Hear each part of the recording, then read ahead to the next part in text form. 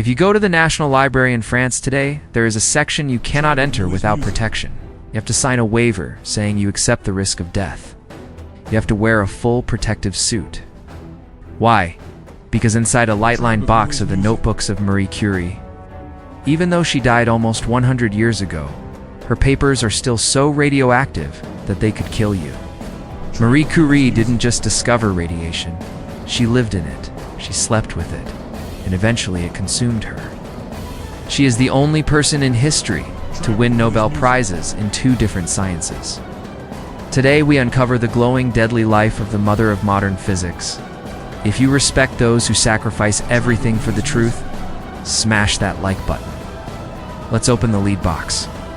Marie Curie was born in Poland, but she had to flee to Paris because women were not allowed to attend university in her home country. She lived in poverty. She fainted from hunger. She was obsessed with science.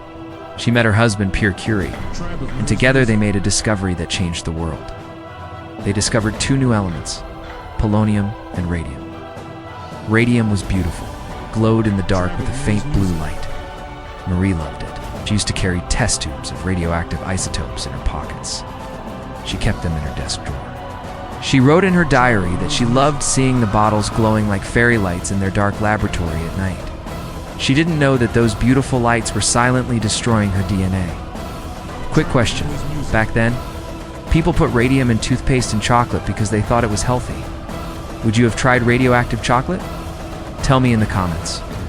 Tragedy struck in 1906. Her husband Pierre was killed, run over by a horse carriage in the rain. Marie was broken. She took over his job and became the first female professor at the Sorbonne University. She won her 2nd Nobel Prize in 1911.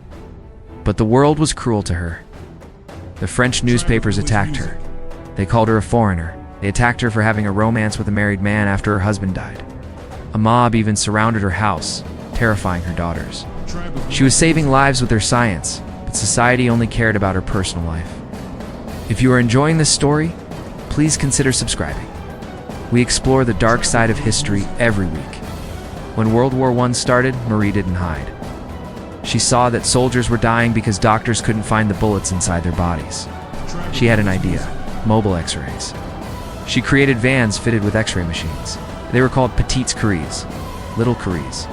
She learned to drive. She drove these vans to the front lines herself. It is estimated that she helped save over 1 million soldiers. But all this exposure to X-rays without any protection was the final nail in her coffin.